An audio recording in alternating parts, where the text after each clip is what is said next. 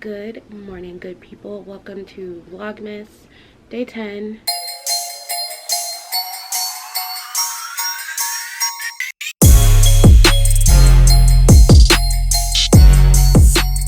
For today's Vlogmas, I honestly have been feeling a little bit burnt out this week, so I made some adjustments in the Vlogmas schedule, which means that today we're just kind of sitting, we're chilling, and we're gonna have a little coffee chat about 2021. So go ahead and grab your morning or evening, whenever you're watching, beverage of choice, and I want to talk about 3 mindset shifts that I'm going to be focusing on in the new year. For anyone who may not have heard the term mindset shift before, it really just means that you're changing the way that you think about things, that you're changing the way that you approach situations and the way that you kind of categorize them in your brain. I had a really good therapy session yesterday, and what we talked a lot about was shifting my mindset around certain things that have been limiting me, holding me back, making me overcritical of myself. Funny thing is, once you get to the shift, once you start to understand a different way to think about these things,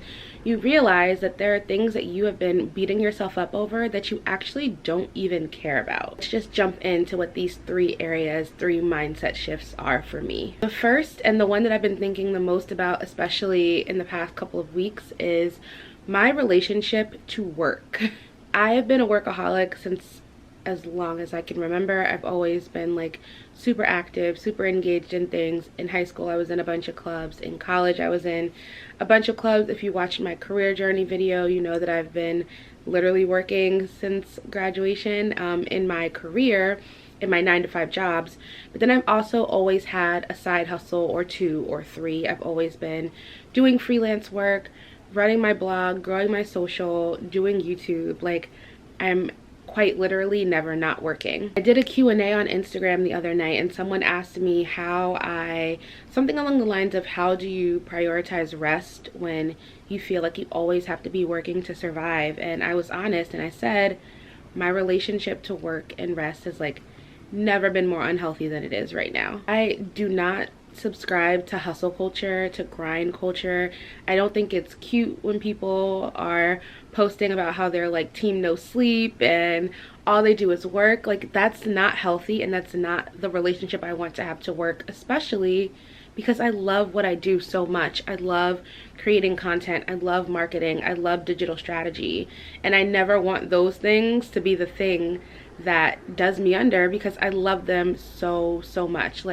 Work genuinely does bring me joy, but it just can't be the main focus anymore. Right now, if I think about how I relate work to everything else in my life, I feel like it's kind of like this little diagram where there is always work, and then I find a small little pocket to fit other things in.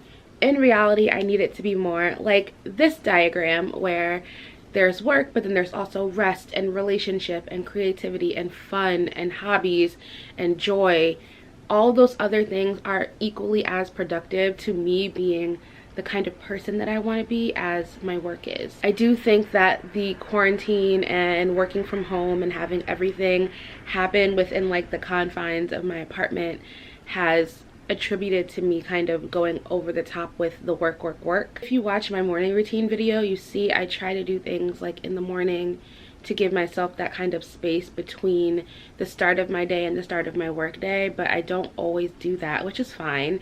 Your morning routine doesn't have to be formulaic. You're allowed to be flexible, but that can't be the only time that I designate to not be thinking about work. I think the last time I actually intentionally logged off and took complete time away from work was my last trip to Paris, which was a year ago. So in 2021, I want to move from the mindset of finding ways to rest between pockets of work and switching that to making a clear time for work and a clear time for everything else in a way that prioritizes everything as equally as possible. Obviously, you have to work to live. We live in a capitalist society. I can't just decide that I need to sleep for a couple months, unfortunately. But what I can do is work more on giving the same value to those non-work categories of life as I do to my work. And I honestly think that by doing this, I'm going to be able to show up so much better in my work because I won't be showing up as half of a zombie and you know, like so scatterbrained and so unfocused because I'm always pushing myself to the limit. The next little mindset shift that I'm going to be working on in the new year is getting rid of my attachment to these arbitrary deadlines and milestones. You know, growing up, you spend so much of your life hitting these milestones that have already been mapped out for you. You know, it's like high school, college, a graduation, a job offer. You move, sometimes you'll move out into your own place. Like, all of these things have kind of been set as the standard. And then once you realize that your life is in your hand, I think we spend a lot of time still looking for, well, what are those standard milestones I'm still supposed to be hitting? For example, I am 27, almost 28, and I feel like right now everybody is getting married, having kids, and buying houses. And if you're looking around you and you are the kind of person where you feel grounded in those arbitrary milestones, it's like, should I be buying a house, getting married, and having a kid? Even if that's not what you want for this season of your life, I do want all of those things at some point, but I don't necessarily want to buy a house and have a kid right now. Same goes with career milestones or other personal milestones. Like, I know one thing that recently everyone was talking about was that the Forbes 30 under 30 list just came out, and a lot of people obviously are feeling some kind of way because it's like, oh my goodness, I'm almost aged out of even qualifying for this list, or I just turned 30 and I never made this list. What does that mean about my accomplishments?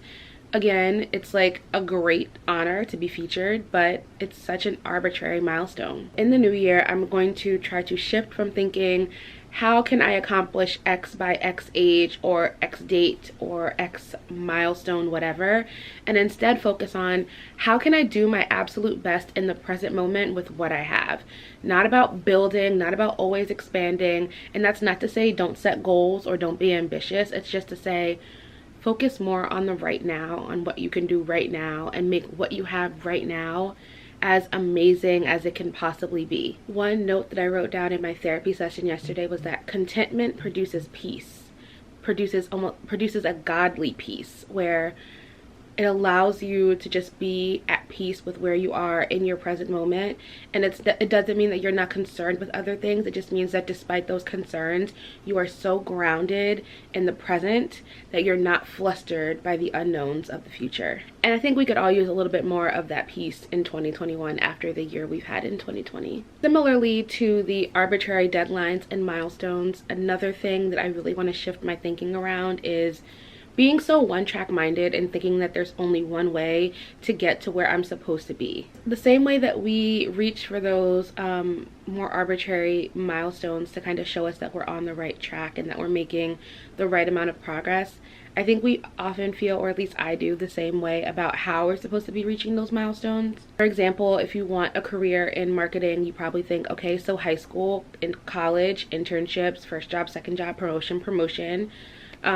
With anything in life, we think that we're always trying to, like, you know, categorize things, put them on that list, that chart, to see, okay, this is where I start, this is my middle, and then this will be my end because that was my beginning and my middle. But really, we don't even have that much control over how we accomplish what we accomplish. I am a very linear thinker too. Like, I like to plot things out on a timeline. I like to think, okay, if I do this, and while I'm here I do this, then I'll get here and here and here. Like, the chaos of the reality of how things actually work, it's really, really hard for me to make sense of and to grasp and to put into practice. The problem with thinking that there's only one way to get to where you need to go is that when something happens that veers you off of that one way, you think you're never going to get what's already supposed to be for you. So the shift I want to make here, the mindset shift, is instead of thinking there is one path to get to where I want to be and I need to stay the course, changing that to what's for me is for me. And no matter how I get there, I will get there in due time. So those are my top 3 mindset shifts that I'm hoping to make in the new year. I'm sure they won't be the only things I need to change my thinking on. We're always trying to, you know, change, evolve, be better, reframe our realities. And if this year has taught me nothing, it's that nothing can be as it seems, nothing can be as you thought it would be, but everything is going to be. And all you can do is do the best you can with the present circumstances that you have. I'm really curious to know if any of you have struggled in these 3 areas or have had similar thinking around them. I know I'm not the only one, but I think one thing that holds us into our more limiting beliefs is thinking that everyone else has it so figured out and that we're the only ones struggling to kind of make sense of it all. So let me know in the comments what mindset shifts you've had to make in the past, which ones you plan to make in the new year. If you're not even waiting until the new year and you've already started, just let me know. I think this will be a really interesting convo to have with all of you in the comments. I hope you enjoyed your coffee or your beverage of choice. I also wanted to remind you all that tomorrow's Vlogmas video is going to be a live stream, and I'm so excited. I'm going to be having a chat about imposter syndrome with L'Oreal Thompson Payton. Sorry, I got cut off, but she's amazing, and we're going to be talking all about imposter syndrome, how it shows up, how to combat it, what it means, what to do if you think that it's been impacting you negatively, all about it, because, you know, I mentioned in some earlier vlogs that getting ready to start a new job and all of the change happening for me right now is really bringing out the imposter syndrome heavy, and I think it'll just be a really good conversation. So I'm so excited to talk to her tomorrow night. It'll be at 7:30 p.m. Eastern. I will also link the live stream so you can set a reminder on YouTube if you want to, and I'm really excited. So take care of yourselves, be well, and I will see you all tomorrow.